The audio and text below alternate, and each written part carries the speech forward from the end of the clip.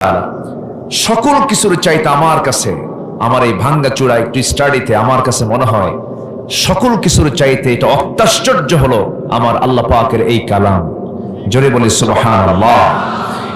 এটা আশ্চর্য তো কখনো ফুরাবে না। এটা এক মহা আশ্চর্যের কিতাব কোরআনে কারীম।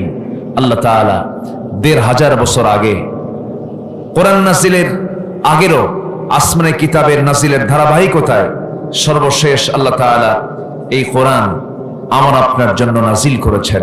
তবে কোরআনটা নাজিল হয়েছে মরা মানুষের জন্য না জিন্দা মানুষের জন্য? লিয়ুনযিরা মান কানা হাইয়া। আল্লাহ তাআলা জিন্দা লোকের জন্য কোরআন নাজিল করেছেন। কিন্তু দুঃখজনক হলো সত্য, আমার দেশে কোরআন তেলাওয়াত হয় মরার আগে বেশি না মরার পরে বেশি? মরার পরে কোরআন তেলাওয়াত বেশি হয়। মরার পরে আপনি মরা মানুষকে আপনি আর কি শোনাবেন? কোরআন তো জিন্দা লোকের জন্য নাজিল হয়েছে। বুকটা ফেটে যায় তখনই যখন দেখি আমার দেশের, আমার জন্মভূমি বাংলাদেশের ২০ কোটি মানুষের ১৯.৫ কোটি মানুষ যখন কোরআন সহি করে পড়তে পারে না।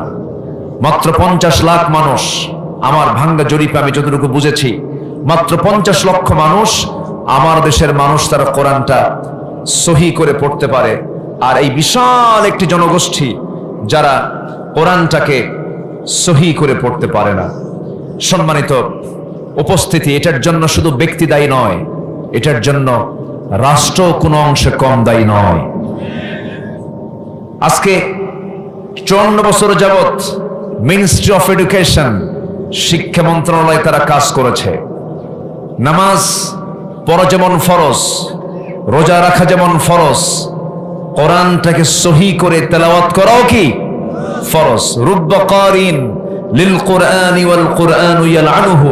কোরআন তাকে লানত দেয় যে কোরআনটাকে সহি করে পড়ে না। অথচ একটা কম্পালসারি বিষয়, এই জাতির মধ্যে কত বড় ঘাটতি। নামাজ পড়তে গেলেই তাকে সহি তেলাওয়াত লাগবে। মাত্র ৫০ থেকে ৬০ লাখ মানুষ হয়তো বা সব বড় জোর কোরআন পড়তে পারে সহিভাবে, আর বাকি লোক কোরআন পড়তেই পারে না।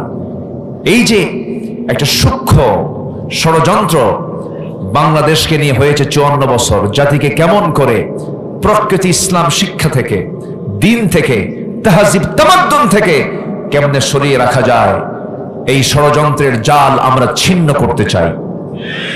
আস্তফান কেন ছিন্ন করতে চাই? আমরা আলোকে ছড়িয়ে দিতে চাই, অন্ধকার দূর করতে চাই। কোরআন কেন নাজিল হয়েছে? কোরআনকে প্রশ্ন করুন, কোরআন বলো তোমার নাজিলের উদ্দেশ্য কি? এত বড় কোরআন শুধু নামাজের জন্য আল্লাহ পাক নাজিল করেন নাই। নামাজ পড়তে হবে, এই নামাজ শুধু পড়ার জন্য এত বড় কোরআন নাজিলের কোনো দরকার ছিল না। কোরআন কেন নাজিল হলো? আলিফ লাম রা কিতাবুন আনজালনাহু ইলাইকা লিতুখরিজান নাসা মিনাজ যুলুমাতি ইলান নূর। রাসূল, আমি আপনার প্রতি যে কোরআন নাজিল করেছি, এই কিতাব নাজিলের মূল উদ্দেশ্য হলো আপনি যেন অন্ধকারে নিমজ্জিত জাতিকে কোরআনের আলোতে আলোকিত করে যেন তাদেরকে জান্নাতের রাস্তায় তুলে দিতে পারেন। এই জন্য কোরআন নাজিল করেছি। আমার রাসূলের যে সময় জন্ম হয়েছিল সেই সমাজ কি ভালো ছিল?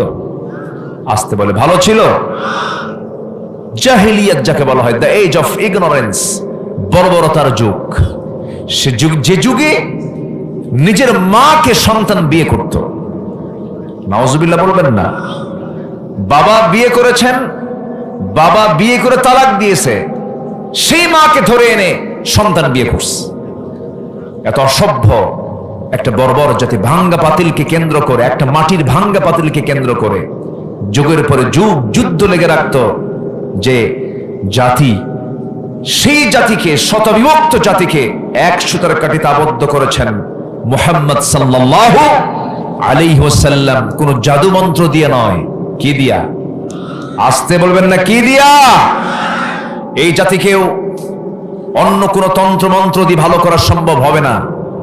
দেখলাম তো, সব দেখা শেষ করেছি। এই জাতি ভাষাগত দিক থেকে, ভৌগোলিক দিক থেকে, এরপরে জাতের দিক থেকে একটা মিশ্র জাতি। এই জাতিকে একটা সুসভ্য জাতিতে রূপ দেওয়ার জন্য আসমানি কিতাবের বিকল্প কোনো পন্থায় এই জাতিকে সভ্য করা সম্ভব নয়।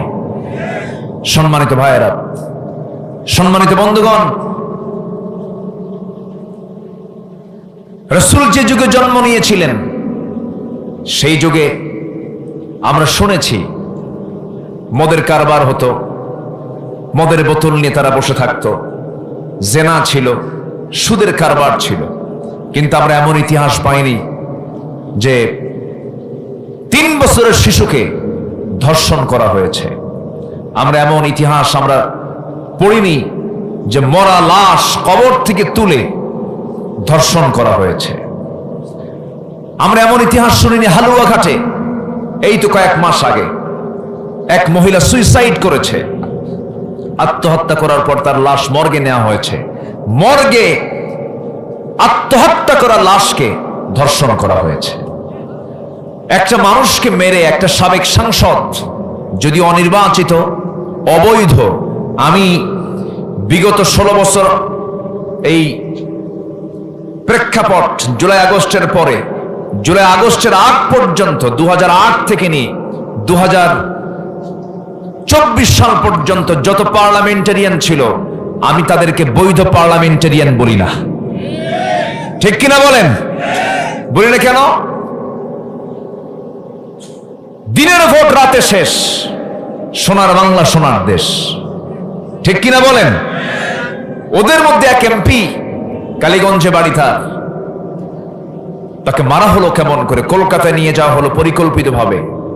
আমার দেশের লোকগুলো সেখানে গিয়ে তাকে মেরে একটা ফ্ল্যাটের ভিতরে হাড় মাংস, হাড়গুলোকে পৃথক করে, হাড় সরাইয়া দিয়ে মাংস পৃথক করে, টুকরো টুকরো করে গোশতগুলোকে কমোডের ফ্ল্যাশে নিয়ে ফ্ল্যাশ করা হয়েছে। মানুষ কত জঘন্য হলে এবং কত পাশবিক হলে পরে এই আচরণ বান্দার দ্বারা প্রকাশ পেতে পারে।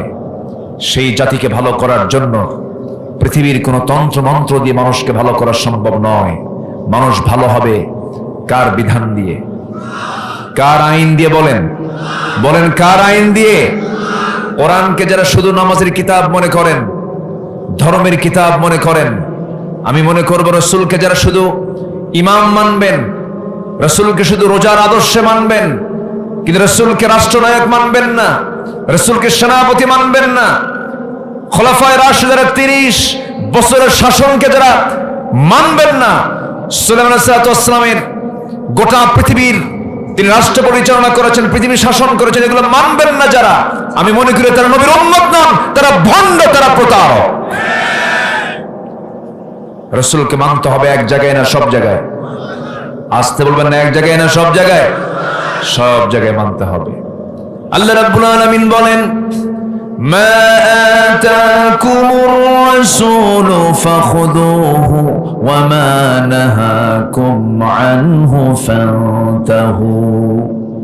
রাসূলকে আংশিক মানা যাবে না, রাসূল যা নিয়ে এসেছেন তার সব টোটাল মানতে হবে। কোরআন শুরু হয়েছে বা দিয়া, বিসমিল্লাহর বা, শেষ হলো ওমিন শাররি হাসিদিন ইদা হাসাদ। এই যে বা দিয়া শুরু হলো, দাল দিয়ে শেষ হয়ে গেল।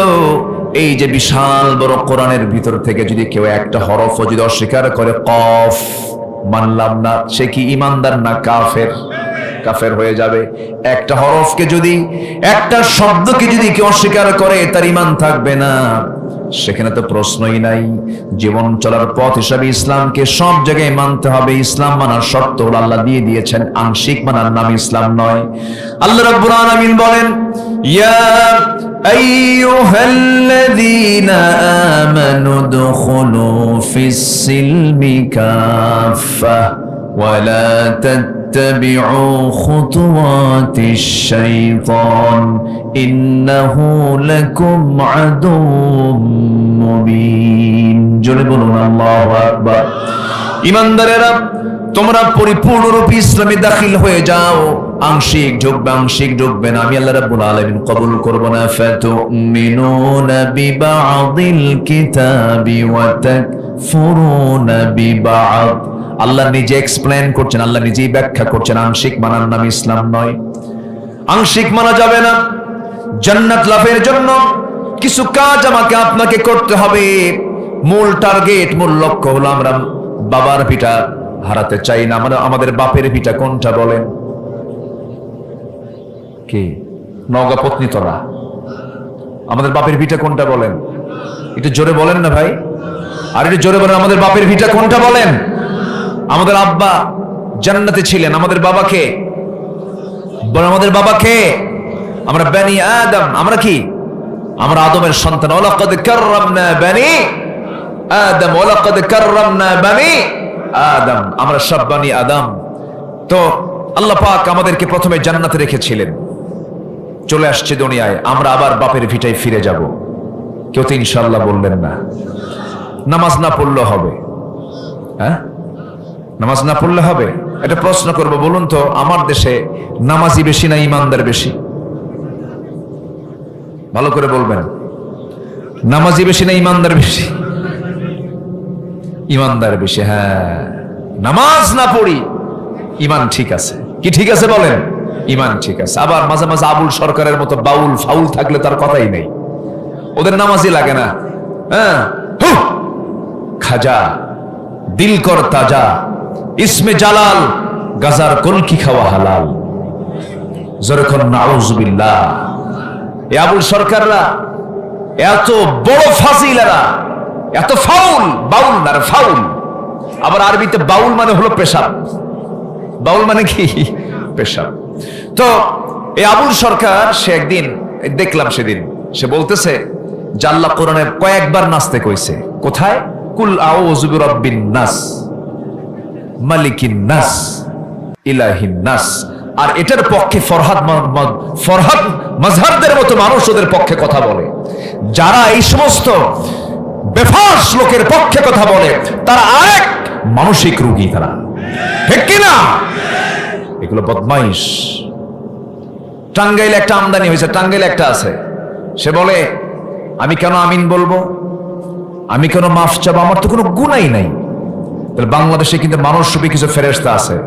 টাঙ্গাইলে যাবেন, লতিফ সিদ্দিকী আছে, ও কয় আমার জীবনে কোনো গুনাই না, আমি আমিন কব কেন? এই সমস্ত কোরআন বিরোধী, ইসলাম বিরোধী, হজের বিরুদ্ধে কথা, নামাজের বিরুদ্ধে কথা, কোরআনের বিরুদ্ধে কথা, আল্লাহর বিরুদ্ধে কথা বলে, আজ পর্যন্ত কোন নাস্তিকের শাস্তি বাংলার জমিনে হয়নি। আমরা সামনের পার্লামেন্টে এমন আইন দেখতে চাই, আল্লাহ রাসূলকে যারা গালি দেবে, ফাকতুলুহু, ইসলামের নির্দেশনা হলো তাকে হত্যা করা। এমন আইন আমরা বাংলার পার্লামেন্টে দেখতে চাই। সবাই রাজি আছেন তো ইনশাআল্লাহ? আল্লাহ কবুল করুন। জোরে বলে আমিন, আরো জোরে আমিন।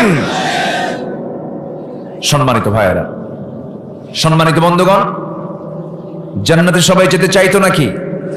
জান্নাতে যেতে হলে কোরআনের আলোকে জান্নাত প্রাপ্তির জন্য 15টা করণীয় আমি আজকে একটা একটা করে বলতে চাচ্ছি। আমাকে সময় দেবেন?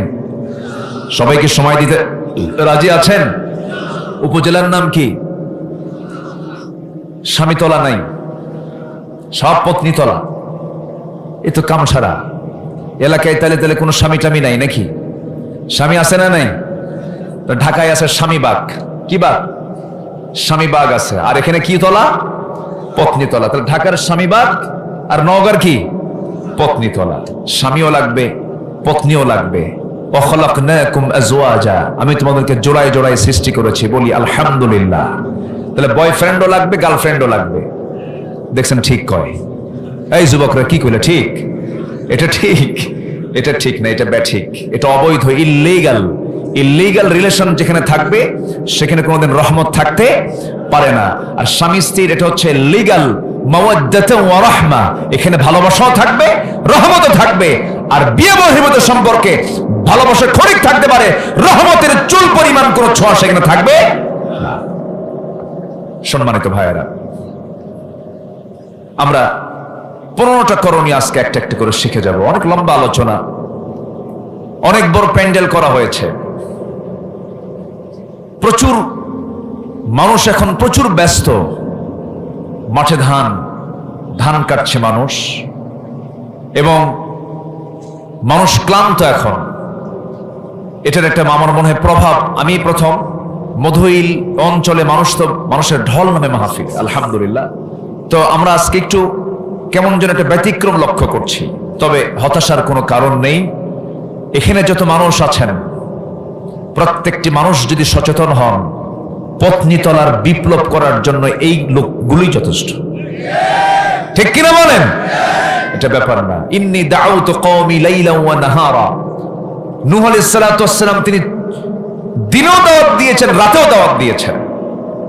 ফলাফল হলো বউ কালেমা পড়ে নাই, ছেলেও কালেমা পড়ে নাই। 900 বছর দাওয়াত দিয়ে ইসলাম কবুল করছে 80+, 80 কিছু পরে 80 থেকে 86 জন ইসলাম কবুল করেছে। তাহলে কি আল্লাহর নবী নূহের দাওয়াত কি ব্যর্থ ছিল? না, কোনো সমস্যা নেই। যে কজন ভাই আছেন আমরা মনোযোগ দিয়ে কথাগুলো শুনবো এবং এই কথাগুলো আমরা সমাজে ছড়িয়ে দেব। জোরে বলি ইনশাআল্লাহ। আমার দিকে কান লাগান। জান্নাত প্রাপ্তির জন্য 1 নম্বর কাজ হলো নেক আমল সহ ঈমান আনতে হবে। বলেন কি কি ঈমান আনতে হবে বলেন তো? নেক আমল সহ ঈমান। আমার দেশে নেক আমল সহ ঈমান বেশি না শুধু ঈমান বেশি? নামই হলো ঈমান আলী। নাম কি? ঈমান আলী, কিন্তু নামাজ পড়ে না। নাম হলো রমজান আলী, রমজান মাসে দুপুরবেলা ভাত খায়। নাম হলো আতর আলী, গোটা গায়ে গাজার গন্ধ। নাম হলো বাদশা মিয়া, ভিক্ষা করে। নাম হলো খোকা মিয়া, বয়স হলো 80 বছর। নাম হলো হিম্মত আলী, সাইকেলের চাকা ব্লাস্ট হলে শীত হয়ে পড়ে। আমার বন্ধুগণ, নাম হলো ফজর আলী, ঘুম থেকে 10টার দিকে ওঠে। নাম কি বলেন? ফজর আলী। নাম দিয়ে কোনো কাজ হবে না, বংশ দিয়েও কোনো কাজ হবে না। নাম দিয়ে যদি কাম হতো, নাম দিয়ে মানুষ অনেক কিছু করতে পারত, কিন্তু নাম দিয়েও কাজ হবে না, বংশ দিয়েও কাজ হবে না। আমার নবীর বংশ কুরাইশ, সূরা কুরাইশ নামে একটা সূরাও আছে। আবু লাহাব, আবু জেহেল, এদের বংশের নামটাও কি বলেন? কুরাইশ। কি বংশের মানুষ আবু লাহাব। আমার নবীর রক্ত আবু তালেব, এই যে বিশাল বিশাল পরিচয় তাদের। আমার নবীর আপন চাচা আবু তালেব হয়েও লাভ হলো না। ইব্রাহিম আলাইহিস সালাতু ওয়াস সালামের নিজের পিতা আজর হয়েও লাভ হলো না। নূহ আলাইহিস সালাতু ওয়াস সালামের ছেলে কেনান হয়েও লাভ হলো না। লূত আলাইহিস সালামের স্ত্রী হয়েও লাভ হলো না। কারণ তাদের কোনো মূল্য হবে না আল্লাহর আদালতে। কারণ বংশ দিয়া, টাকা দিয়া, পয়সা দিয়া, সম্মান সম্ভ্রম দিয়ে কোনোদিন আল্লাহর কাছে মূল্যায়ন হবে না। আল্লাহর কাছে মূল্যায়ন হবে ইন্না খালাকনাকুম মিন যাকারিন ওয়া উনসা ওয়া জাআলনাকুম শুউবান ওয়া ক্বাবাইলা লিতাআরাফু ইন্না আকরামাকুম ইনদাল্লাহি আতকাকুম। জোরে বলুন আল্লাহু আকবার। আল্লাহর কাছে সম্মান হলো সেই বান্দার সবচেয়ে সম্মানিত, যে বান্দা আল্লাহকে বেশি ভয় করে, যে ব্যক্তির নাকি ঈমান আছে, নেক আমল আছে। আল্লাহ সুন্দর করে 3টা জায়গায় বলছেন। এক জায়গায় বলছেন কি দেখেন, ইন্নাল্লাযীনা আমানু ওয়া আমিলুস সালিহাতি লাহুম জান্নাতুন তাজরি মিন তাহতিহাল আনহার যালিকাল ফাওজুল কাবীর। আরেক জায়গায় বলছেন ইন্নাল্লাযীনা আমানু ওয়া আমিলুস সালিহাতি কানাত লাহুম জান্নাতুল ফিরদাউসি নুজুলা খালিদিনা ফিহা লা ইয়াবগুনা আনহা হিওয়ালা। জোরে বলুন আল্লাহু আকবার। ঈমান যারা আনবে, নেক আমল যারা করবে, তাদের জন্য 8টা জান্নাতের 1 নম্বর জান্নাত আমি জান্নাতুল ফিরদাউস তার জন্য বরাদ্দ করব। স্থায়ীভাবে সেই জান্নাতে সে থাকবে। এবং আরেকটা আয়াতে সূরা বুরুজের শেষের দিকে আল্লাহ রাব্বুল আলামিন বলছেন, ঈমান এবং নেক আমল যারা করবে আমি তাদের জন্য এমন জান্নাত রেখে দেব যার নিচ দিয়ে নহর প্রবাহিত। জোরে কোন সুবহানাল্লাহ। দুধের প্রস্রবণ, মধুর প্রস্রবণ, পানির প্রস্রবণ, শরাবের প্রস্রবণ সেখানে থাকবে। দুনিয়ার মধু পান করলে মানুষ দিনে দিনে বুড়া হয়ে যায়, শিশু কিশোর হয়, যুবক হয়, আবার যুবক ধীরে ধীরে বুড়া হয়ে যায়। কিন্তু জান্নাতের পানি, জান্নাতের দুধ, জান্নাতের মধু যদি কোনো বান্দা একটাবার পান করে ফেলে, সে কোনোদিন, চিরদিনের জন্য সে কোনোদিন আর বুড়া হবে না। জোরে কোন সুবহানাল্লাহ। সেই জান্নাত কি সবাই পেতে চান? সবাই কি সেই জান্নাত লাভ করতে চান? তাহলে জান্নাতের লাইনই থাকতে হবে। আল্লাহ কবুল করুন, জোরে বলি আমিন। আমি কি আলোচনা চালাবো? দুই একজন করে এর মধ্যে আবার ওঠা বসা করেন, এটা কেন? একটু বসেন, কেউ উঠবেন না, নড়াচড়া করবেন না। আমি খুব লম্বা সময় নিয়ে যে কথা বলবো তাও না, একটু বসুন, ধৈর্য ধরুন। অনেক কথা আছে, 15টা পয়েন্ট আমি ফাইন্ড আউট করে একটু হালকা ব্যাখ্যা দিয়ে আমি আলোচনার সমাপ্তির দিকে আস্তে আস্তে যাব। একটু সময় দিতে হবে, তাফসীর মানেই তো একটু সময় লাগে। তাফসীর মানেই তো এক্সপ্লেন, ব্যাখ্যা। সংক্ষিপ্ত শব্দ তো তাফসীর হয় না, একটু সময় লাগবে। আপনাকে থাকতে হবে, আপনি থাকবেন মাহফিল সফল হবে, আপনি থাকবেন না মাহফিল ব্যর্থ হয়ে যাবে। এই জন্য আপনার বসে থাকাটা অত্যন্ত গুরুত্বপূর্ণ একটা দায়িত্ব। আপনার বসে থাকা আগে না ধৈর্য আগে? বলেন কি আগে? ধৈর্য আগে। ধৈর্য নিয়ে বসে থাকতে হবে। আল্লাহ তাআলা এই জন্য ধৈর্যশীলদের সাথে আছেন, নিজে এমনি বলেন নেই। আল্লাহ বলছেন আমি ধৈর্যশীলদেরকে ভালোবাসি এবং তার সাথেই আছি। আল্লাহু আকবার বলেন। সবচেয়ে বড় ধৈর্যের পিরামিড কে? আসতে বলবেন না কে? কাফের, মদ খায়, জেনা করে, আল্লাহর বিরুদ্ধে কথা বলে, এরপর তার নাকের ডগায় আল্লাহ পাক অক্সিজেন দিয়ে রাখেন। আল্লাহর ধৈর্য দেখছেন? আল্লাহর ধৈর্যশীল কত। আমরা একটু ধৈর্য নিয়ে শেষ পর্যন্ত থাকবো, জোরে বলি ইনশাআল্লাহ। আল্লাহ কবুল করুন, জোরে বলি আমিন। তাহলে আমরা সেই ঈমানটাকে নেক আমল সহ মজবুত করব, জোরে বলি ইনশাআল্লাহ। ঈমানদার কি হিংসা করতে পারে? আসতে কয়, ঈমানদার হিংসা করতে পারে? আমাদের সমাজে কি হিংসা আছে? অনেকে চুপচাপ আছে। এলাকায় হিংসা আছে? হিংসা হয়? আমাদের মধ্যে হিংসা হয়? দেখেন আওয়াজ এত কমে গেল, মনে হয় ফেরেশতা বসে আছে সব। হিংসা বলেন তো, হিংসা হয় কিনা বলেন? আসে। হিংসা আনা যাবে না। আল্লাহ তাআলা হিংসাকে কত জঘন্য গুনাহ বলেছেন যে আল্লাহ তাআলা দোয়া করতে বলছেন ওমিন শাররি হাসিদিন ইযা হাসাদ। হিংসুকের হিংসা থেকে আল্লাহ তোমার কাছে পানাহ চাই, আশ্রয় চাই। হিংসা খুব মারাত্মক, ভয়ঙ্কর। নিজের নফসের জন্য, নফসের ক্যান্সার এটা। আমরা হিংসা করব না, জোরে বলি ইনশাআল্লাহ। হিংসা যদি করি সব নেক আমলগুলো শেষ করে দিবে। ক্বালা ইয়াকুম ফিল হাসাদ ফাইনাল হাসাদা ইয়াকুলুল হাসানাত কামা তাকুলুন নারুল হাতাব। হিংসা করবেন সব শেষ হয়ে যাবে। আমি একটা উদাহরণ প্রায় দেই। এক বেচারি বিয়ে করতে যাবে। আগের যুগে মানুষ ঘোড়ার গাড়িতে, ঘোড়ায় চড়ে, গরুর গাড়িতে করে বিয়ে করতে গেছে। এখানে গরুর গাড়িতে বিয়ে করছেন কে? দেখে হাত তোলেন তো দেখি। গরুর গাড়িতে দেখেন অনেক লোকের হাত উঠছে, দেখেন গরুর গাড়িতে করে বিয়ে করছে। আচ্ছা, হাত নামান। তো ঘোড়ার গাড়িতে, ঘোড়ায় চড়ে বিয়ে করতে যাবে এক যুবক। তো গ্রামের মধ্যে এক মুরব্বীর ঘোড়া আছে, তার কাছে গিয়ে বলছে চাচা আপনার ঘোড়াটা কি দেওয়া যাবে? কেন? অমুক দিন না আমার বিয়া। কিন্তু চাচার খুব রাগ ছিল এই যুবকের উপরে, রাগ ঝাড়ছে সেদিন। সবাই ঘোড়া দিল, তোরে ঘোড়া দেবো না, যা। যুবকটা মন খারাপ করে বাড়িতে আসছে, রূপক অর্থে বলছি আমি। তো যুবকটা বাড়িতে এসে সবে কদর আসছে সামনে, সবে কদরের দিন মসজিদে গেছে। রাতে মসজিদে গিয়ে নামাজ কালাম পইরা, তাহাজ্জুদ, তারাবি সব নামাজ কালাম শেষে শেষ মোনাজাতে হাত তুলে দোয়া করতেছে, আল্লাহ আজকের এই বরকতময় রাতে আমার জন্য কিচ্ছু চাওয়া নাই, আমি আমার জন্য কিচ্ছু চাই না, তোমার কাছে আমার শুধু একটা চাওয়া, বুড়ার যেন ঘোড়া মরে। বুড়ার যেন কি মরে? ঘোড়া মরে। এই দোয়া করে বাড়িতে চলে আসছে। বাড়িতে এসে দেখে মার চোখে পানি। মা তুমি কাঁদো কেন? কে বাবা তোর গরু মরছে। কি মরছে বলেন তো? গরু মরছে। তাহলে দোয়া কবুল হয়েছে কিনা এখন? কিন্তু মালাকুল মউত গেছে ঘোড়ার কাছে না গরুর কাছে? কার গরু? বলেন কার গরু? হিংসা করবেন নিজে জ্বলবেন। যার জন্য হিংসা করা হচ্ছে তার কিচ্ছু হবে না। হিংসুক হিংসার যন্ত্রণায় মরে, যার জন্য হিংসা করা হয়েছে আল্লাহ তাআলা তাকে টেনে উপরের দিকে তুলে নেন। আল্লাহু আকবার। আমরা হিংসা করব না, জোরে বলি ইনশাআল্লাহ। হিংসা মুক্ত হৃদয় বানাবো, দেখবেন আপনার হৃদয়ে কোনো যন্ত্রণাও থাকবে না, অসুখও থাকবে না। জমি কেনে একজন, আরেকজনের ঘুম হয় না, খেলে মাথা তাবড়ায় আর কয় হাই রে হলোটা কি? আছে না নাই বলেন তো? আছে না নাই? আছে। টেনশন করে না। আমরা হিংসা করব না, ইমানকে ফ্রেশ রাখবো, জোরে বলি ইনশাআল্লাহ। ইমানটাকে টিকে রাখবো। আমরা ইমানটাকে কি করব? টিকে রাখবো। ইমান কিন্তু খুব খুব স্পর্শকাতর বিষয়। ইসবিহু মুমিনান ওয়া ইমসি কাফিরান। সকালবেলা ইমান আছে, বিকালবেলা ইমান নাই। একটা কথা ভাইজানের আমার কাছে খুব দামি মনে হয়েছে, সেটা হলো ফেরাউন যে ইসলাম বুঝতো, আমার দেশের মুসলমানরা সেই ইসলাম বোঝে না। বাস্তব একটা কথা। ইউবাদদিলা দীনাকুম, আয়াত পড়েছি, আপনার কথাটা নতুন করে আপনি ফাইন করে আপনি ডিসপ্লে করলেন, খুব সুন্দর হয়েছে, আলহামদুলিল্লাহ।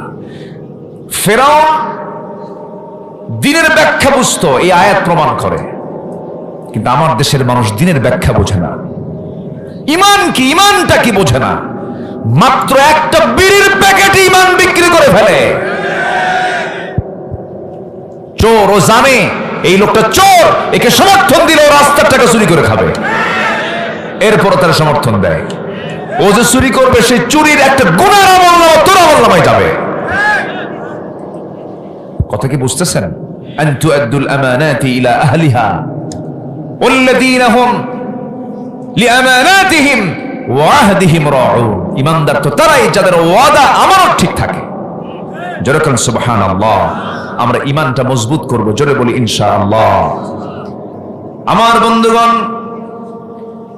ঈমান যার আছে তার সবই আছে, ঈমান যার নাই তার কিচ্ছু নাই। আপনি নেক আমল করলেন, ঈমান নাই, কাজ হবে না। বিল গেটস আমেরিকার ধনকুবের একজন বিশাল বড় ধনাঢ্যশালী ব্যক্তি, সে তার সম্পত্তির বিশাল একটা অংশ সমাজ কল্যাণমূলক দাতব্য জায়গায় সে দান করে দিয়েছে, বিভিন্ন জায়গায় সে দান করে দিয়েছে।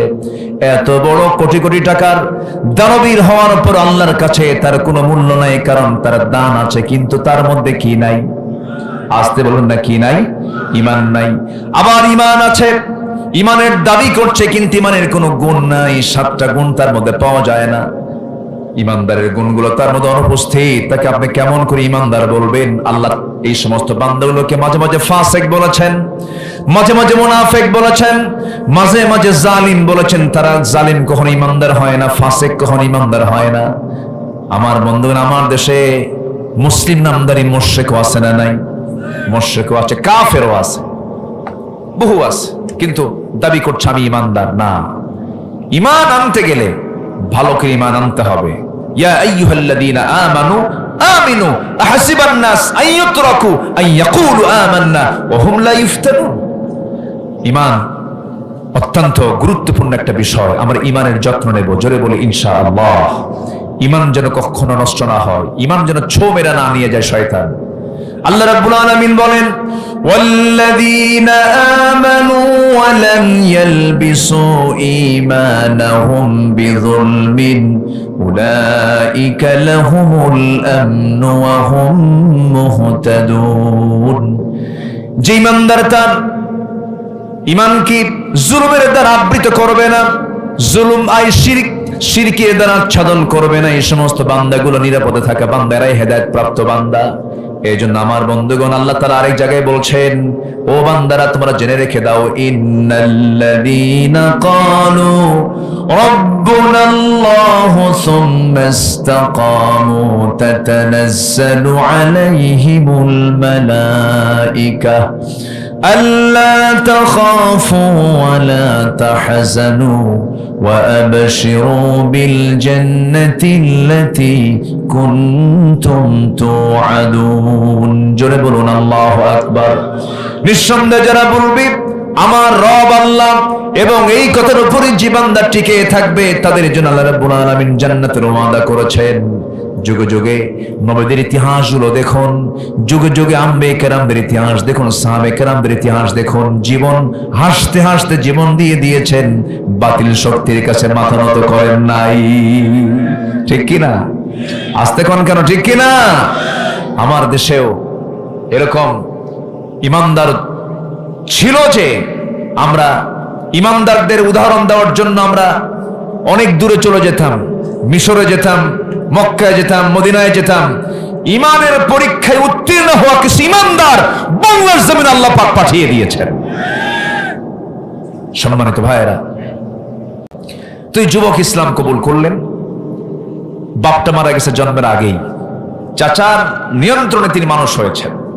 চাচার কাছে সংবাদ চলে গেছে আব্দুল্লাহ নাকি দিন থেকে বের হয়ে গেছে, মানে ধর্ম থেকে বের হয়ে গেছে, মানে কি তাদের ধর্ম বাদ দিছে। বলল, শুনলাম আব্দুল্লাহ কি জানি কি করছো, বাপদাদার ধর্মে নাকি চুনকালি মেরেছ। বলতেছে না, বাপদাদারটাই ভুল ছিল, আমি সঠিক পথে আসছি। সুবহানাল্লাহ বলবেন না? বাপদাদারটা কি ছিল? ভুল ছিল, আমি যেটা আসছি এটাই হলো রাইট। আল্লাহু আকবার বলেন। চাচা বলতেছে, শোনো, এত কিছু বুঝি না, বাদ দিতে হবে। আমাদের ঐতিহ্য সম্মান নষ্ট করা যাবে না। আমাদের একটা মান সম্মান আছে। হাসবুনা মা ওয়াজাদনা, আছে না একটা আয়াত আছে না, যে আমার বাপ দাদা যা চলে করে গেছে এটাই যথেষ্ট। সঙ্গে সঙ্গে আব্দুল্লাহ বলছে, চাচা আমি আপনাকে কালিমার দাওয়াত দিতে চাই, আপনিও কালিমা পড়েন, আমি আপনাকে খুব ভালোবাসি। আব্দুল্লাহর চাচা খেপে গিয়ে বলল, আব্দুল্লাহ তুই আমাকেও এরকম করে প্রভাবিত করতে চাচ্ছিস? তুই কি জানিস তোর এই অপরাধের ফলাফল কি হতে পারে? কে চাচা বলেন? তোর সমস্ত সম্পত্তি কওমের সব লোককে ডেকে নিয়ে জোর করে নিয়ে নেব। উনি মুস্কে হাসি মেরে বললেন, চাচা শুধু সম্পদ নেওয়ার হুমকি দিচ্ছেন আপনি? চাচা শুনে রাখেন, গোটা দুনিয়ার সব সম্পদ যদি আমার হাতে তুলে দিয়ে বলা হয় তোমাকে এটা দিলাম, ঈমান ছেড়ে দাও, আল্লাহর কসম করে বলি গোটা দুনিয়া সব দিয়ে দেব, কিন্তু আমি আমার ঈমানকে কখনো বিকিয়ে দেব না।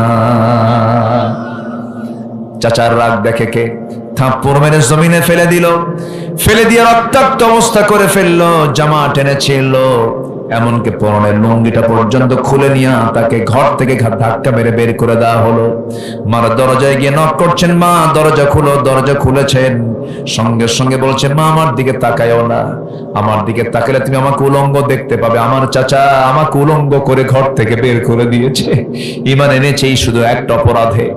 সঙ্গে সঙ্গে মাকে লক্ষ্য করে বলছেন, মা দেখো তো ঘরের মধ্যে কোনো চাদর আছে কিনা, একটা কাপড় আছে কিনা। এক খণ্ড কাপড় দেওয়া হলো, কোনো মতো সতর্কটা ঢাকলেন, ঢেকেই বলছেন, আমার মা আমার জন্য দোয়া করো, পৃথিবীর কোন দরবার ভাল লাগে না, আমি আমার নবীর দরবারের দিকে রওনা দিলাম। প্রচন্ড শীতকাল, ঠান্ডার ভিতরে তিনি রওনা দিয়েছেন, নবীর দিকে লক্ষ্য করে রওনা দিয়েছেন। মদিনায় পৌঁছে গেলেন, নবীর দরজায় গিয়ে নক করলেন। দরজা খোলা মাত্রই উলঙ্গ দেহ দেখলেন, গায়ে কোনো কাপড় চোপড় নাই, পরনে হালকা একটা কাপড় দিয়ে কোনো মতো সতর ঢাকা আছে। কিচ্ছু বললেন না রাসূল। ভিতরে ঢুকে সুন্দর দুইটা জুব্বা হাতের মধ্যে করে নিয়ে এসে বলছেন, আব্দুল্লাহ তাড়াতাড়ি কাপড়টা পরো, ঠান্ডায় তুমি অসুস্থ হয়ে যাবা। বিস্তারিত শুনলেন এটার কারণ কি কি হয়েছিল সব শোনার পরে বলছেন, আব্দুল্লাহ তোমার চাচা তোমাকে বস্ত্রহীন করে উলঙ্গ করে ঘর থেকে বের করে দিয়েছে, আর বিশ্বনবী তার পছন্দের জুব্বা তোমাকে দান করেছে। জোরে বলেন সুবহানাল্লাহ। মনটা তার ভরে গেল, খুব আনন্দিত হলেন। আমার নবীজি তো কাউকে হতাশ করতেন না কখনো, যে কোনো ব্যক্তি যে কোনো সময় যে কোনো বিষয় হাজির হয়ে যেতে রাসূল তাকে উৎসাহ দিয়ে বিদায় করতেন। হুনাইন যুদ্ধের সময় আমার নবীজি ফিরে আসলেন, হুনাইন যুদ্ধের গনিমতের মালগুলো সব মুহাজিরদের হাতে দিলেন, আনসারদের হাতে দিলেন না। আমার নবীজি মদিনা আসার সঙ্গে সঙ্গে কিছু কিছু সাহাবী এমন কথা বলে ফেললেন, রাসূল আমাদেরকে ভুলে গেছেন, মুহাজিরদের পক্ষে কাজ করছেন, রাসূল আমাদের কথা খেয়াল রাখি না, সব মুহাজিরদেরকে দিয়ে দিল। এই জাতীয় কথা যখন নবীর কানে গেল, আমার নবীজি চুল পরিমাণ হতাশ হলেন না, মনক্ষুণ্ণ হলেন না, কি সুন্দর করে সমাধান করলেন। ও সাহাবীরা শোনো, হে আমার আনসার সাহাবীরা শোনো, মুহাজিররা তারা ছাগল নিয়ে গেছে ঘরে, মুহাজিররা তারা ভেড়া নিয়ে গেছে ঘরে, উট নিয়ে গেছে ঘরে, কিন্তু আনসার সাহাবীরা তোমরা তোমাদের ঘরে তোমাদের রাসূলকে নিয়ে চলে গেছো। সুবহানাল্লাহ বলো। রাসূল কি শান্ত পরিবেশ তৈরি করে হতাশ দূর করে দিলেন। কি চিন্তা করে আনসার, আমি তো তোমাদের ঘরের মেহমান, তোমাদের আবার কি লাগবে? সুবহানাল্লাহ বলবেন না? আমার নবীজি বলছেন, আব্দুল্লাহ আমি জুব্বা দিলাম, তোমার কোনো টেনশন নাই, যাও। আর কিছু বলবা? আব্দুল্লাহ বলে, হুজুর আমার একটা দোয়া আছে। কি দোয়া? আপনি তো আমার জন্য দোয়া করুন, আমি যেন শহীদ হয়ে যাই। যেরকম সুবহানাল্লাহ, আমি যেন শহীদের মর্যাদা পেয়ে যাই। আমার নবীজি দুটো হাত উঁচু করে আল্লাহর দরবারে দোয়া করছেন, আল্লাহ তাআলা আমার আব্দুল্লাহর জানমালকে তুমি কাফের বেঈমানদের জন্য হারাম করে দাও। এই কথা শোনার সঙ্গে সঙ্গে সাহাবীর মন খারাপ হয়ে গেল। তিনি বলছেন, ইয়া রাসূলুল্লাহ আপনি এমনটা করে দোয়া করলেন, আমি শহীদ হব কেমনে? কাফের মুশরিকদের আঘাত যদি আমার দেহে না লাগে, আমি শহীদের মর্যাদা কেমন করে পাবো? রাসূল বলেন, আব্দুল্লাহ রে, তোমার জন্য আমি যে দোয়া করেছি চিন্তা করো না, কারণ তোমার যদি শাহাদাতের তামান্না হৃদয়ে লালন হয়ে থাকে, ওয়াইম্মা তাআলা ফিরাশিহি, তোমার মৃত্যু যদি বিছানায় হয়ে থাকে, আল্লাহর কাছে জোরে জোরে কোরআন পড়ে ডিস্টার্ব হয়। রাসূল বলেন, কোন সাহাবী? বলো। আব্দুল্লাহ তার নাম। রাসূল বলেন, খবরদার তোমরা আব্দুল্লাহর বিরুদ্ধে রিপোর্ট করতে এসো না, কারণ আব্দুল্লাহ ঈমানটাকে রক্ষা করতে গিয়া দুনিয়া বিক্রি করে দিয়েছে। আমার নবীজি খুব তাকে স্পেশাল কেয়ার করতেন, খুব পছন্দ করতেন আব্দুল্লাহ জুল বাজদাইনকে। আমার রাসূল কোন এক অভিযানে মদিনা থেকে বের হলেন, সাহাবায়ে কেরামকে নিয়ে কোন একটা যুদ্ধে বের হলেন। আমার রাসূল বলছেন, সাহাবীরা আমার আব্দুল্লাহকে আমার হাতে দিয়ে দাও। তাকে সঙ্গে করে নিয়ে রওনা করলেন। অভিযান শেষ হয়ে গেল। মদিনার পথে ফেরার পথে আমার নবীজি হঠাৎ করে শুনতে পেলেন, হুজুর আপনার কলেজার টুকরা প্রাণ প্রিয় সাহাবী আব্দুল্লাহ অসুস্থ। রাসূল তার জন্য দোয়া করে দিলেন। বললেন, সাহাবীরা খুব ভালো করে সেবা করো, নার্সিং করো। 3 দিন পরে সংবাদ আসলো, হুজুর যথেষ্ট চেষ্টা করলাম, আব্দুল্লাহর বাঁচল, আব্দুল্লাহ মারা গেছে। আমার নবীজির চক্ষুটা অশ্রুপূর্ণ হলো। রাসূল কাঁদলেন। সবচেয়ে বেশি কেঁদেছেন মুহাম্মদ সাল্লাল্লাহু। আমার নবীর চোখের পানি ছিল সবচেয়ে কম না সবচেয়ে বেশি? সবচেয়ে বেশি চোখের পানি ছিল। রাসূল যখন সিজদায় চলে যেতেন, জায়নামাজ ভিজে যেত। আমার নবীজি সবচাইতে বেশি বেশি আমার তার উম্মতের জন্য কেঁদেছেন। আমার নবীজি বললেন, ও সাহাবীরা আমার আব্দুল্লাহ মারা গেছে, জানাজার আয়োজন করো। ওর জানাজা কেউ পড়াবে না, আমি রাসূল নিজে তার জানাজা পড়াবো। জানাজা শুরু হয়ে গেল, রাসূল জানাজা পড়ালেন। জানাজা শেষ হলো, রাসূল বলছেন, সাহাবীরা আমার আব্দুল্লাহ কবর তোমরা কোথায় খনন করেছো? হুজুর 2 পাহাড়ের চিপায়, আমাকে নিয়ে চলো। রাসূল চলে গেলেন কবরের সামনে, গিয়ে আবেগ আপ্লুত হয়ে বলছেন, সাহাবীরা আমার আব্দুল্লাহর কবরে আজকে আমি কাউকে তার লাশ নামতে দেব না, নামাতে দেব না, আমি নিজে নামবো। আমার নবীজি নিজে কবরে নামলেন। নামার পরে বলছেন, আবু বকর ডানে নামো, ওমর বামে নামো। আমার নবীজি হাত দুটো গায়ে দিয়ে বলছেন, ও আমার সাহাবীরা আমার কলেজার টুকরা আব্দুল্লাহর লাশটা আমার হাতে তুলে দাও। রাসূল লাশটা হাতে তুলে নিলেন। বলছেন, আবু বকর মাথাটা ধরো, ওমর পাটা ধরো। রাসূল আস্তে করে কবরে শোয়া দিলেন। বুকের উপরে হাত রেখে আবেগ আপ্লুত হয়ে বলছেন, ও আকাশের মালিক আল্লাহ, আব্দুল্লাহ সারা জীবন যা করেছে সব কাজে আমি সন্তুষ্ট, এখন মুহূর্ত পর্যন্ত আমি সন্তুষ্ট, তুমি আব্দুল্লাহকে মাফ করে দাও। এই দোয়া যখন করছিলেন, ওই বিশাল বড় যুদ্ধ বিজয়ী বীর সাদ বিন আবি ওয়াক্কাস রাদিয়াল্লাহু তাআলা আনহু, যিনি সমুদ্র পাড়ি দিতে নিয়ে ঘোড়া চালিয়ে দিয়েছিলেন কিন্তু ঘোড়ার খুর পর্যন্ত সমুদ্রের পানির স্পর্শ করে নাই, সেই সাদ বিন আবি ওয়াক্কাস চিৎকার মেরে মেরে পাগলের মতো বারবার বলছেন, আহারে আমার বড় পোড়া কপাল, আজকে আমি যদি জীবিত সাদ না হয়ে যদি কবরের বাসিন্দা হতাম, আমার জীবনটা বড় ধন্য হতো। যে কবরবাসীকে বিদায় জানানোর জন্য পৃথিবীর সেরা 3 জন মানুষ তারা কবরে নেমে যায়। জোরে কোন সুবহানাল্লাহ। এত সম্মান, এত মর্যাদা, এত ইজ্জত আমার রাসূল তাকে দিয়েছেন কেন? এর মূল কারণ হলো ঈমানটাকে অত্যন্ত দাম দিয়ে তিনি কিনেছেন। দুনিয়া বিক্রি করে ঈমানটা তিনি কিনে নিয়েছেন, ঈমানটা তিনি লালন করেছেন। এই জন্য জান্নাত প্রাপ্তির জন্য 1 নম্বর যে করণীয়, 1 নম্বর যে কাজ, নেক আমল সহ আমরা ঈমান আনবো। রাজি আছেন তো? সবাইকে রাজি আছেন? জোরে বলি ইনশাআল্লাহ, আরো জোরে বলি ইনশাআল্লাহ। নাম্বার 2 হলো তাকওয়া অবলম্বন করা। কি অবলম্বন করা বলেন? তাকওয়া অবলম্বন করা। তাকওয়াটা কি?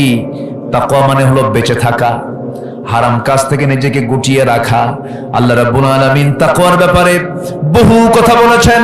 কোরআনের প্রথম মেসেজ, প্রথম আল্লাহ পাক বক্তব্য শুরু করেছেন তাকওয়া দিয়া, হুদাল লিল মুত্তাকিন আল্লাযীনা ইউমিনুনা বিল গায়ব ওয়া ইউকিমুনাস সালাহ ওয়া মিম্মা রাযাকনাহুম ইউনফিকুন। আল্লাহ পাক মুত্তাকিদের গুণগুলো প্রথমে শুরু করেছেন। প্রথম ওয়াজ আল্লাহ পাক মুত্তাকিদের করেছেন। প্রথম ওয়াজ কি বলেন? মুত্তাকিদের না করেছেন। আল্লাহ রাব্বুল আলামিন মুত্তাকি যারা তাদেরকে জান্নাত দিতে চেয়েছেন, ওয়াদা করেছেন, ইন্নাল মুত্তাকিনা ফি জান্নাতিন নাঈম ফাকিহিনা বিমা আতাহুম রাব্বুহুম ওয়া ওয়াকাহুম রাব্বুহুম আযাবাল জাহিম। জোরে বলুন আল্লাহু আকবার। আমার বন্ধুগণ, সেজন্য মুত্তাকি আমরা হব। জোরে বলি ইনশাআল্লাহ, আরো জোরে বলি ইনশাআল্লাহ। মুত্তাকিটা কি একটা এক্সাম্পল দিলে খুব সহজ হবে। একজন খলিফা ছিলেন, তার নাম হলো ওমর বিন খাত্তাব। কয় নম্বর খলিফা বলেন তো? কয় নম্বর খলিফা? 2 নম্বর খলিফা। ওমর ফারুকের নাম শুনছেন তো সবাই? বহুদিন আগে এক মাহফিলে বললাম যে ওমর ফারুককে চিনেন কে? সামনে থেকে এক ছোট্ট ছেলে দাঁড়ায় বলে, হুজুর আমি ওমর ফারুককে চিনি। কে? আমাদের বাড়ির দোতলায় ভাড়া থাকে। এই ওমর কিন্তু সেই ওমর না, এটা হচ্ছেন সেই ওমর যে ওমরের ব্যাপারে ভারতের শ্রী মহাত্মা গান্ধী পর্যন্ত বলতে বাধ্য হয়েছেন যে এই শতাব্দীতে অশান্ত পৃথিবীকে শান্ত করার জন্য মুসলমানদের ওমরের মতো একটা শাসক দরকার। ওমরের শাসন নিয়ে এখনো গবেষণা হয়। একজন সফল রাষ্ট্রনায়ক ছিলেন ওমরে ফারুক রাদিয়াল্লাহু তাআলা আনহু। সাম্যতার মূর্ত প্রতীক তিনি ছিলেন। সম্মানিত বন্ধুগণ, উনি একদিন রাষ্ট্রের পক্ষ থেকে এক বোতল মধু পেয়েছেন। কি পেয়েছেন বলুন তো? মধু পেয়েছেন। মধুগুলো নিয়ে বাড়িতে আসলেন। 5টা ভাগ করতে হবে, 4 প্রতিবেশী এবং ওনার একটা ভাগ। মোট কয়টা ভাগ? 5টা ভাগ। তো মধুগুলো নিয়ে এসে বউকে বললেন, আমার স্ত্রী মধুটা ভাগ করো, 5টা ভাগ করে আমরা একটা ভাগ নেব আর বাকি 4 ভাগ প্রতিবেশীকে দেব। মধুর বোতল দেওয়ার একটু পরে বলছেন, আমি তোমাকে ভাগ করতে দেব না, বোতলটা আমার হাতে ফেরত দিয়ে দাও, আমি তোমাকে দেব না, অন্য কেউ ভাগ করবে। আচ্ছা বলেন তো, এরকম আচরণ যদি আমাদের বউয়ের সঙ্গে আমরা করি কি হতে পারে? আপনাদের ভাবসাব দেখে মনে হচ্ছে সবার বউ মনে রাবিয়া বসরি হবে। কিছু হবে, কিছু হবে, কি অ্যাকশন হবে, কিছু বহুত কিছু হয়ে যাবে। 39 বছরের সংসার, আজ পর্যন্ত তুমি আমাকে বিশ্বাস করতে পারলা না, কত কি হবে।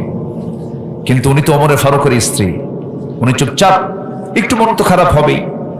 বোতলটা দিয়ে দিলেন, হ্যান্ড ওভার করলেন, ব্যাক করলেন। উনি মধুটা নিয়ে এক প্রতিবেশীর ঘরে চলে গেলেন। প্রতিবেশীর ঘরে গিয়া ওই প্রতিবেশীকে ডাক দিয়ে বলছেন, প্রতিবেশী শোনো, এই যে মধুর বোতল তোমাকে দিলাম, সমান 5টা ভাগ করবে, একটা ভাগ আমাকে দেবে, বাকি 4 ভাগ তোমরা 4 জন নিয়ে নিবা। ওনার অংশের মধুগুলো নিয়ে বাড়িতে এসে গিন্নিকে ডাক দিয়ে বলছে, গিন্নি আমার, আমি তোমাকে দারুণ ভালোবাসি, আমি তোমাকে মহাব্বত করি, ট্রাস্ট করি, কোনো সন্দেহ নাই। আমার সন্তানগুলো তুমি লালন পালন করো, আমি রাষ্ট্র দেখি, তুমি পরিবার দেখো, সন্তানগুলো দেখো, তোমার বিশাল অবদান আমার পরিবারে আছে। আমি তোমাকে সন্দেহ করে মধুর বোতলটা আমি তোমার হাত থেকে নেই নাই, কিন্তু নিয়েছি কেন? তুমি যখন মধু ভাগ করতে যাবে সমান ভাগে ভাগ হবে, কিন্তু মধু তো তরল জিনিস, মধু ভাগ করতে নিয়া ওই তরল জিনিস হাত দিয়ে যখন ভাগ করতে যাবে, কিছু অংশ হাতে 1 ফোঁটা হোক, 2 ফোঁটা হোক, 3 ফোঁটা হোক, মধু তোমার হাতে লেগে যাবে। এই 2 ফোঁটা 3 ফোঁটা মধু, এই অংশটুকু আমাদের ভাগে বেশি আসুক এটা চাই নাই মনে করে মধু ভাগের দায়িত্ব আমি অন্যের কাঁধে চাপায়া দিয়েছি। এটার নাম তাকওয়া। এটার নাম কি বলেন? তাকওয়া। ওমরে ফারুক বসে আছেন, রাষ্ট্রের কিছু খেজুর এসেছে কার্টুন ভরা। সেই কার্টুন ভরা খেজুরের মধ্যে ওমরে ফারুকের ছোট্ট ছেলে, ছোট্ট বাচ্চা, নাবালক সন্তান হাত দিয়ে খেজুর একটা তুলে নিয়ে মুখের মধ্যে তুলে নিয়েছেন। ওমরে ফারুক করলেন কি, ছেলেকে, সন্তানকে জোর করে টেনে নিয়ে মুখের মধ্যে নখ ঢুকায় সেই খেজুরটা বের করে দিয়ে বলছে, মার সন্তান, মার কোলে যা, মার সন্তান মার কোলে যা। সন্তানকে পাঠায় দিয়েছে, মার কাছে গিয়ে কান্নাকাটি করে বলছে, আব্বা আমার সঙ্গে এমনটা করলো।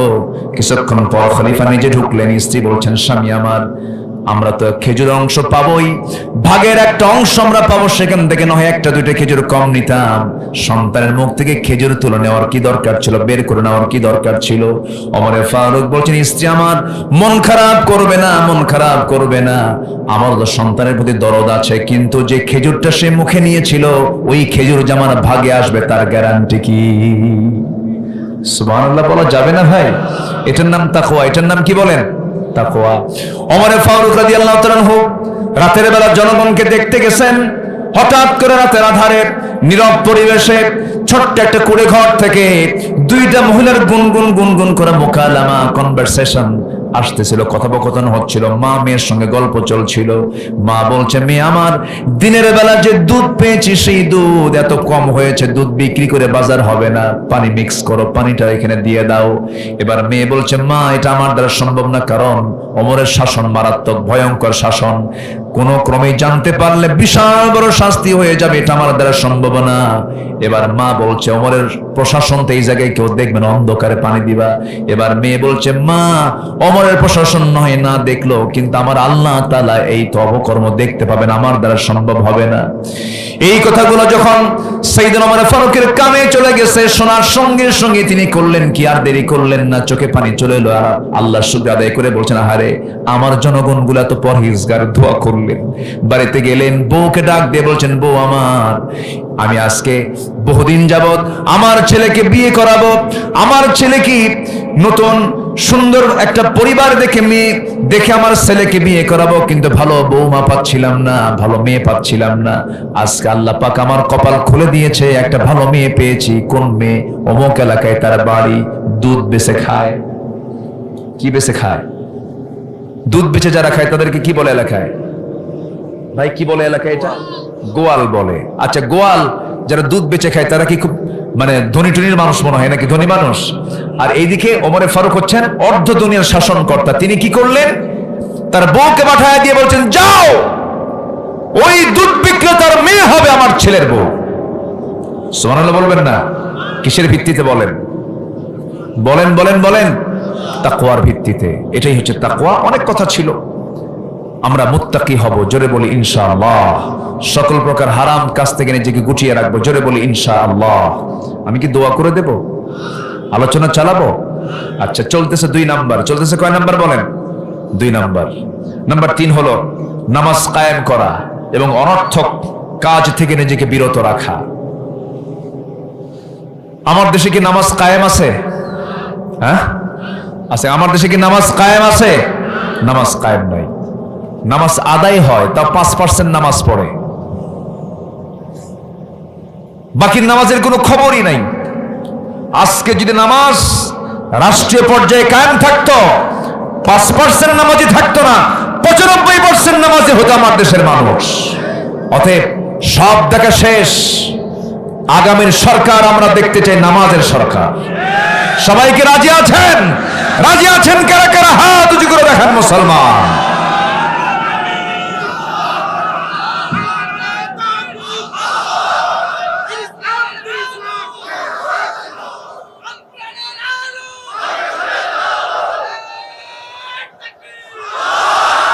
আল্লাহ কবুল করুন, জোরে বলি আমিন। আরো জোরে আমিন। জাহান্নামে যাবার 1 নম্বর কারণ হলো নামাজ ছেড়ে দেওয়া, এবং সবচাইতে বেশি শাস্তি দিবেন আল্লাহ তাআলা ওই বান্দাকে যে নামাজ নষ্ট করেছে। যেই পরিবেশে গেলে নামাজ থাকে না, সেই পরিবেশে যাওয়া জায়েজ নাই। যেই দলে নামাজের কোনো এজেন্ডা নাই, নামাজের কোনো কর্মসূচি নেই, সেই কর্মসূচিতে কোনো বান্দার অংশগ্রহণ করাও জায়েজ নাই। নামাজ সবচাইতে বড়, ছেড়ে দেওয়া সবচাইতে বড় অপরাধ। আমরা নামাজ পড়বো, জোরে বলি ইনশাআল্লাহ। আর জোরে বলি ইনশাআল্লাহ। এই শুক্রবারের আগের শুক্রবার বেলা 10:30টার দিকে ভূমিকম্প হয়েছিল, মনে আছে আপনাদের? ভূমিকম্প হয়েছিল। সবচেয়ে বেশি কোথায় ছিল বলেন? ঢাকায়, নরসিংদীর মনোহরদী ওই অঞ্চল থেকে। মানে একটা যে কম্পনটা হয়েছে এটা ঢাকাতে বেশি হয়েছে। আমি তখন সেদিন রাজশাহীতে ছিলাম, রাজশাহীতে প্রোগ্রাম ছিল। বাড়ি থেকে আমাকে ফোন দিল, আমি শুনলাম, আমি টের পাইনি। ঢাকার বাইরে একটু কম ছিল, কয়েক সেকেন্ড ছিল, ঢাকাতেও কয়েক সেকেন্ড ছিল। 5.7 মাত্রায় ভূমিকম্প হয়েছে শুক্রবারে। তো 10:30টার একটু আগে পরে যে ভূমিকম্পটা হলো, ঢাকা শহরের একটা মানুষও জুতা পায়ে নিচে নামার সময় পায় নাই। কি পায় নামছে? খালি পায়ে। এবং ভালো কোনো জামা পরারও সুযোগ পায় না, যা ছিল গায়ে তা নিয়ে মারছে দূর। সেকেন্ড তো কয়েকটা সেকেন্ডের খেলা না, মারছে দূর। সব রাস্তায়, কিসের গুলশান, কিসের বাড়িধারা, আর কিসের DOHS, কিসের ধানমন্ডি, সব থুইয়া সব কই গেছে রাস্তায়। কার ভয়ে? দেখেন, আল্লাহর ভয়ে গেছে। আল্লাহর ভয়ে গেছে না?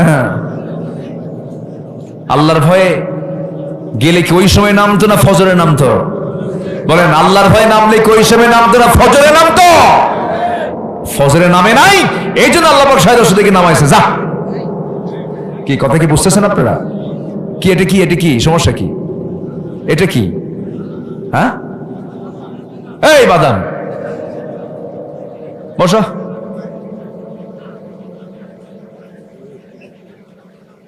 কি মুশকিল, ওর মধ্যে ঢুকছে এটা নিয়ে। এরা কি নামাজের মধ্যে কি বাদাম নিয়ে ঢোকে নাকি? এটা ইবাদতের জায়গা না, এটা বসে, এটা ইবাদত তো। এটা কোরআনের দর্শ চলছে।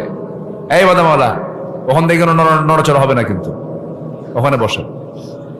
বসে থাকেন, চুপ মেরে বসে থাকেন। আমার দিকে তাকান, কষ্ট পাচ্ছেন মনে হয় আপনারা। আমি খুবই খুশি আপনাদেরকে পেয়ে, আলহামদুলিল্লাহ। আপনারা অত্যন্ত বিনয়ী মানুষ, বলি আলহামদুলিল্লাহ। ফজর নামাজ হবে তো? সবার কি ফজর হবে? ফজর হবে? কোথায় হবে ফজর? একটা প্রশ্ন করি, বলুন তো, আমার দেশে কোন ওয়াক্তে সবচাইতে মুসল্লি মসজিদে কম? বলুন কোন ওয়াক্তে? আর সবচাইতে মানুষ বেশি থাকে, বেশি মানুষ থাকে যে ওয়াক্তে, সেটা কোন ওয়াক্ত? বাড়িতে থাকে। বাড়িতে কোন ওয়াক্তে মানুষ বাড়িতে বেশি থাকে? এখনো বোঝেন নাই না? বলতেছেন না ইচ্ছে কইরা? বলেন কোন ওয়াক্তে সবচেয়ে কম মুসল্লি পাওয়া যায়? আচ্ছা, কোন ওয়াক্তে বাড়িতে মানুষ বেশি থাকে? ফজরে। তাহলে মানুষগুলো কি করে? কি করে? ঘুমায়। আল্লাহ কইছে তুই ঘুমালি, 10:30টার দিকে আল্লাহ দিয়েছেন একটা কম্পন, একটু নাড়া দিছে, সব থুয়ে মারছে দৌড়। আল্লাহর ভয় না মরার ভয়? মরার ভয়। হতো না এটা যদি ফজরের সময় মসজিদে যেত। ভূমিকম্প কি এমনি দেয় আল্লাহ? যদিও চলমান প্রক্রিয়া। আমরা যে জমিনে থাকি এটা কিন্তু শান্ত না। এটা কি শান্ত জমিন ভাবতেছেন? শান্ত বিল্ডিং বানাইছেন, নড়াচড়া করে না, ঠিক আছে, খুব শক্তিশালী, দারুণ ভিত, এরকম ভাবতেছি না আমরা? আরে এত রড দিছে, বিএসআরএম, কেএসআরএম, বিশাল শক্তিশালী মাল্টি স্টোরি বিল্ডিং, কিন্তু পৃথিবী নামক এই জমিন নামক জায়গাটা কিন্তু শান্ত না। এর নিচে অবিরাম এক রহস্যময় টেকটনিক গতির খেলা চলছে। এই টেকটনিক প্লেটগুলো এই কবরের সাথে সংঘর্ষ যখন করে, অথবা সরে গিয়ে জমে থাকা শক্তি হঠাৎ মুক্তি পায়, তখন একটা শক্তিশালী শকওয়েভ সৃষ্টি করে পুরো জমিনকে কাঁপিয়ে তোলে। আল্লাহু আকবার বলেন। আল্লাহ এই প্লেটগুলোকে যদি চাইলেই, যদি একটু বেশি সময় দিয়ে যদি একটু ধাক্কা মেরে দিতেন, পৃথিবীর কোনো কিছু থাকতো? সেদিন শুধু 11 সেকেন্ড না, হয়তো 1 মিনিট হতো, আগামী 100 বছরও ঢাকা আগের অবস্থায় ফিরতে পারত না। তাহলে আমাদের সতর্ক হওয়ার দরকার আছে না নাই? আসতে বলেন, আছে না নাই? জমিন যেন না কাঁপে। আল্লাহ দিয়েছেন জায়গায় জায়গায় পাহাড় দিয়েছেন। কি দিয়েছেন? পাহাড়, ওয়াল জিবালা আওতাদা, এটা পেরেকের মতো করে দিয়েছেন। পাহাড় উপরে যা থাকে, আমরা যা দেখতে পাই, উপর বিশাল পাহাড়, উঁচু পাহাড় দেখতে পাই। এই পাহাড়কে ঠিক রাখার জন্য মাত্র 10% পাহাড়ের অংশ থাকে উপরে, আর বাকি 90% থাকে হলো পাহাড়ের নিচে। ওটা ভিত। ওটা কি? ভিত রাখে। কেন? পৃথিবী যেন আন্দোলিত না হয়। আল্লাহ পাক এই কথা কত আগে বলেছেন। আল্লাহ রাব্বুল আলামিন বলেন, ওয়া আলকা ফিল আরদি রাওয়াসিয়া আন তামিদা বিকুম ওয়া আনহারাও ওয়া সুবুলান লাআল্লাকুম তাহতাদুন। জোরে বলুন আল্লাহু আকবার। তিনি জমিনে স্থাপন করেছেন সুদৃঢ় পর্বতমালা, যাতে তোমাদের নিয়ে জমিন হেলে না যায়। জমিন কি না যায়? হেলে না যায়, নড়াচড়া না করে। আল্লাহ রাব্বুল আলামিন এবং তোমাদের জন্য নদ নদী পথসমূহ যাতে তোমরা পথপ্রাপ্ত হও, এগুলো আল্লাহ পাক দিয়ে দিয়েছেন। আমার বন্ধুগণ, আল্লাহ রাব্বুল আলামিন সবকিছুই ঠিক রেখেছেন, কিন্তু বান্দার উপরে এটা গজব আকারে আসে। যখন মাদক বেড়ে যাবে, যখন জেনা বেড়ে যাবে, যখন সুদ বেড়ে যাবে, যখন বাদ্যযন্ত্র বেড়ে যাবে, সেই সময় গজব আসবে। কম না বেশি? ভূমিকম্প এখন কম না বেশি বেশি? পাতলা পাতলা না ঘন ঘন হচ্ছে? বলেন, ঘন ঘন হচ্ছে। আমার বন্ধু, নীল থেকে বাঁচার জন্য আমাকে আপনাকে হারাম পন্থা অবলম্বন করে হালাল পন্থায় ফিরে আসতে হবে, তাকে অর্জন করতে হবে। আজান যখন শুনবো, সঙ্গে সঙ্গে ছুটে যাব কিসের দিকে? বলেন, মসজিদের দিকে। রাজুলুন কলবুহু মুআল্লাকুম বিল মাসাজিদ। যদি কোনো বান্দার দিল যদি মসজিদের সঙ্গে লটকানো থাকে, যদি মসজিদ ভিত্তিক তার জীবনটা যদি গড়ে তুলতে পারে, আল্লাহ রাব্বুল আলামিন বলছেন, বান্দা আমি তোকে আরশ আজিমের ছায়ায় তোকে আমি নিজে জায়গা করে দেব। জোরে কোন সুবহানাল্লাহ। আরশ আজিম কয় তলার উপরে? বলেন, আরশ আজিম কয় তলায়? হ্যাঁ, কেউ কিছু কয় না রে। আরশ আজিম কয় তলায়? সাবআ সামাওয়াত, 7টা আকাশের উপরে। জোরে কোন সুবহানাল্লাহ।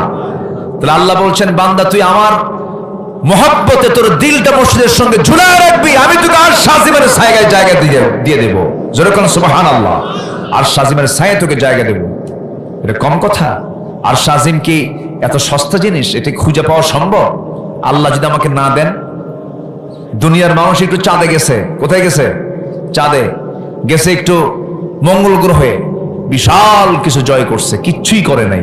সূর্যের কাছে তো যাওয়ার সমক্ষমতা না। আভ্যন্তরীণ তাপমাত্রা হলো 15 million degree Celsius. 15 million degree Celsius তাপমাত্রা হলো সূর্যের আভ্যন্তরীণ তাপমাত্রা। সম্মানিত ভাইয়েরা, চাঁদে গেল, মঙ্গল গ্রহে গেল। এখন বান্দা যদি চিন্তা করে আমি একটু তারার দেশে যাব, তারকার দেশে যাব, তারকাটা এত দূরে, পৃথিবীর সবচেয়ে নিকটবর্তী তারকা হলো প্রক্সিমা সেন্ট্রাই। প্রক্সিমা সেন্ট্রাই নামক এই তারকা পৃথিবীর সবচেয়ে নিকটবর্তী তারকা। যদি কেউ ইচ্ছা করে যে আমি একটু তারকার দেশে যাব, পৃথিবীর কোনো কপ্টার অথবা বিমান নিয়ে যাওয়া সম্ভব নয়, নভোযান দিয়ে চেষ্টা করতে পারে। লেটেস্ট নভোযান হচ্ছে অ্যাপোলো 11, যার ঘন্টার গতি হলো 39,000 কিলোমিটার। এই 39,000 কিলোমিটারের বেগে যদি কোন ব্যক্তি যদি ওই নভোযানে চড়ে প্রক্সিমা সেন্টারাইকে লক্ষ্য করে যদি রওনা দিয়ে দেয়, তার যেতে সময় লাগবে 1,15,000 বছর মাত্র। যাবেন কারা কারা? হাত তোলেন। সম্ভব? সম্ভব? আল্লাহ বলছেন, বান্দা তুই শুধু দিলটা মসজিদের সঙ্গে লটকা রাখবি, আমি তোকে আর সাজিমের ছায়া তোকে জায়গা দিয়ে দেব, সেই 7 আকাশের জায়গা দিয়ে দিবেন। 5 ওয়াক্ত নামাজ কি সবাই পড়তে রাজি আছেন? এটা হাত তুলে দেখানো যাবে ভাই? 5 ওয়াক্ত নামাজ জোরে বলি ইয়া আল্লাহ, আরো জোরে বলি ইয়া আল্লাহ। আমাদেরকে 5 ওয়াক্ত সালাত আদায় করার তৌফিক তুমি আল্লাহ দিয়া দাও। জোরে বলি আমিন, আরো জোরে আমিন, আরো জোরে আমিন। হাত নামান। পাশে কি মা বোন আছে? বলি আলহামদুলিল্লাহ। এই যুবকরা, তোমরা কি স্মার্টফোন চালাও? মোবাইল টোবাইল চালাও? হ্যাঁ, চালাবা, বেশি করে চালাবা, কোনো সমস্যা নাই। হাসে, দেখছেন আমার কথা শুনে সব হাসে। হুজুর তো এটা বলছে, একটু উল্টা কইছে। স্মার্টফোন ব্যবহারের নীতিমালা আমি তোমাকে বলে দিচ্ছি। এই কথাগুলো বলা খুব এসেনশিয়াল। এই কথাগুলো আমরা না বললে আল্লাহর কাছে জবাব দিতে হবে। স্মার্টফোন এটা প্রয়োজন, কিন্তু তুমি যদি ফোনের মুরিদ হও, তোমার ফোন ব্যবহার করা যাবে না। তোমার মুরিদ হতে হবে ফোনকে। তুমি চালাও ফোনকে, তাহলে ঠিক আছে। তোমাকে চালাই ফোন, তুমি শেষ। ফ্রি ফায়ার, পাবজি, ক্যাসিনো, এই যুবকরা আর কি কম? আর কি আছে? আছে কি না? আরো আছে। অসংখ্য পরিবার আজকে ফকির হয়ে গেছে শুধু এই গেমস আর এই জুয়াগুলো খেলার কারণে। আজকে মোবাইলে জুয়া চলে আসছে। সাবধান, মদ, জুয়া, গেমস, আসক্তি, এগুলো সব হারাম কাজ। হারাম ঘোষণা করেছেন তিনি কে? আসতে বলবেন না তিনি কে? যুবক, তোমার চক্ষু নষ্ট করো না। তোমার চক্ষু দিয়ে হারাম কোন চিত্র তুমি দেখতে যেও না। পর্নোগ্রাফি এটা হচ্ছে শয়তানের মস্ত বড় একটা ফাঁদ। তোমার জীবন যৌবন সব ধ্বংস করে দেবে। তোমার ফ্রন্টাল সেলগুলো সব শুকে শুকে যাবে। তোমার স্মৃতিশক্তি লোপ পাবে। তোমার জীবন যৌবন সব ধ্বংস হয়ে যাবে। এগুলোর কাছে তুমি কখনো নিজের জীবনকে নষ্ট করার জন্য প্রস্তুত থাকবে না। সাবধান থেকো যুবক। তোমার বিবাহ পূর্ব কোনো নোংরামি, অবৈধ কোনো সম্পর্কে জড়ানো যাবে না। বিবাহ পূর্ব কোনো প্রেম হয় না, এটা বলা হয় জেনা। এটা কি বলে? জেনা। বিবাহ পূর্ব কোনো সম্পর্ক লিগ্যাল কখনো হতে পারে না। খুব সাবধান থাকতে হবে। একজন যুবকের জীবনে গার্লফ্রেন্ড একজন, সে হচ্ছে তার স্ত্রী। বয়ফ্রেন্ড, গার্লফ্রেন্ড মুসলমানদের সভ্যতা নয়, এটা মুসলমানদের চরিত্র নয়। আবার যুবক আরেক যুবককে বলে, তোর কি গার্লফ্রেন্ড আছে রে? না তো। কিন্তু তুই তো মানুষই না, এরকম আছে না? তুই কি, তুই ব্যাকডেটেড, তুই দাদার যুগের মানুষ, একটা গার্লফ্রেন্ড নাই, তাহলে হলো? যুবক, এগুলো করবা না। বিবাহের প্রয়োজন হলে সোজা বাড়িতে প্রস্তাব দিয়ে ফেলবে। বাড়িতে বলবে, আব্বাকে বলবে, মাকে বলবে, আব্বা বিয়ে করাও। যুবকরা কিচ্ছু কয় না। কি? কিছুই কয় না। আমার কথা ঠিক আছে কি না? না, কাম হবে না। এরা বিয়ে শাদী করবে না। বিয়ে শাদীর দরকার আছে না নাই? আসতে বলবেন না, আছে না নাই? আছে। বিয়েই পারে হলো ইমানকে রক্ষা করতে। আর নিকাহ নিসফুল ঈমান, রাসূল বিয়েকে সহজ করেছেন। বিয়ে যখন সহজ হয়ে যায় তখন জেনা কি হয়ে যায়? কঠিন হয়ে যায়। কঠিন জেনা করা তখন কঠিন হয়ে যায়। কিন্তু আজকের সমাজে বিয়েটাই কঠিন হয়ে গেছে, জেনাটা কি হয়ে গেছে? সহজ হয়ে গেছে। আমরা যুবকদেরকে আহ্বান করব, চরিত্রকে সুন্দর করার চেষ্টা করো। চরিত্র সুন্দর হলে, সুন্দর চরিত্র নিয়ে তুমি সবার আগে জান্নাতে চলে যাবে। হুসনে খুলক, এটার ওজন সবচেয়ে বেশি হবে হাসরের দিন। এটার ওজন এত ভারী হবে যে ফাম্মা মান সাকুলাত মাওয়াজিনুহু ফাহুয়া ফি ঈশাতির রাদিয়া, তার ওজনটা একদম ভারী হয়ে যাবে, সোজা জান্নাতে চলে যাবে। এই জন্য যুবকরা তোমার যৌবনকে সুন্দর চরিত্র দিয়ে, সততা দিয়ে, রোজা দিয়ে, তাকওয়া দিয়ে, তোমার চোখের হেফাজতের মধ্য দিয়ে, তোমার হাতের জিকিরের মধ্য দিয়ে, তোমার মুখের জিকিরের মধ্য দিয়ে তোমার জীবনটা সুন্দর করে সাজিয়ে নাও জান্নাত প্রাপ্তির জন্য। আল্লাহ কবুল করুন, জোরে বলি আমিন। নাম্বার 4 হলো রোজা পালন করা। নাম্বার 5 হলো রবের তাওয়াক্কুল করা। নাম্বার 6 হলো আল্লাহর জন্য সম্পদ ব্যয় করা। নাম্বার 7 হচ্ছে মন্দ প্রতিহত করে ভালোকে প্রতিষ্ঠা করা। নাম্বার 8 হলো শিরিক থেকে দূরে থাকা। নাম্বার 9 হলো আল্লাহর জন্য ধৈর্য ধারণ করা। ইন্নামা ইউওয়াফাস সাবিরুন আজরাহুম বিগাইরি হিসাব। আল্লাহ তাআলা এরকম করে বহু জায়গায় ধৈর্যের ব্যাপারে কথা বলেছেন। নাম্বার 10 হচ্ছে তওবা করা, আল্লাহর দিকে ফিরে আসা। ইল্লা মান তাবা ওয়া আমানা ওয়া আমিলা সালিহান ফাউলাইকা ইয়াদখুলুল জান্নাতা ওয়া লা ইউযলামুনা শাইআ। নাম্বার 11 হলো আল্লাহর পথে জিহাদ করা। আল্লাহ রাব্বুল আলামিন জিহাদের কথা বলেন, ওয়া মান ইউজাহিদ ফাইন্নামা ইউজাহিদু লিনাফসিহি ইন্নাল্লাহা গানিয়্যুন আনিল আলামিন। নাম্বার 12 হলো পাপের উপর অবিচল না থাকা, আল্লাহর নিকট ক্ষমা প্রার্থনা করা। ওয়াল্লাযীনা ইযা ফাআলু ফাহিশাতান আও যালামু আনফুসাহুম যাকারুল্লাহ ফাস্তাগফিরু লিযুনুবিহিম ওয়া মান ইয়াগফিরুয যুনুবা ইল্লাল্লাহ। নাম্বার 13 হলো সত্যের পথে অবিচল থাকা। নাম্বার 14 হলো আল্লাহর জন্য মুমিনদের মাঝে পরস্পর সুন্দর সম্পর্ক রক্ষা করা। ইন্নামাল মুমিনুনা ইখওয়া ফাসলিহু বাইনা আখাওয়াইকুম। নাম্বার 15 হলো অন্যায় অশ্লীলতা থেকে মুক্ত হয়ে ইহসান, ন্যায়পরায়ণতা, হাক্কুল ইবাদত আদায় করা। সবচেয়ে ব্যাপক বিস্তৃত আয়াত ইন্নাল্লাহা ইয়া'মুরু বিল আদল ওয়াল ইহসান ওয়া ইতা'i যিল কুরবা ওয়া ইয়ানহা আনিল ফাহশাই ওয়াল মুনকারি ওয়াল বাগই ইয়া'iদুকুম লাআল্লাকুম তাযাক্কারুন। আল্লাহ তাআলা 15টি গুণ অর্জন করে জান্নাত প্রাপ্তির উপযুক্ত যোগ্যতা হাসিল করার তৌফিক সবাইকে দান করুন। জোরে বলি আল্লাহুম্মা আমিন। যে যেখানে আছি আমরা দোয়ার দিকে যাব। আমরা চাইবো কার কাছে? আসতে চাইবো আমরা কার কাছে? আল্লাহর কাছে আমরা চাইবো। সবাই বলি সুবহানাকা আল্লাহুম্মা ওয়া বিহামদিকা আশহাদু আল্লা ইলাহা ইল্লা আনতা আস্তাগফিরুকা ওয়া আতুবু ইলাইকা। চিৎকার মেরে বলি, ইয়া আল্লাহ, আমার জীবনে সাগীরা কবিরা, ছোট বড় সব গুনাহ তুমি আল্লাহ মাফ করে দাও। জোরে বলুন ইয়া রাব্বাল আলামিন, ইয়া রাব্বাল আলামিন।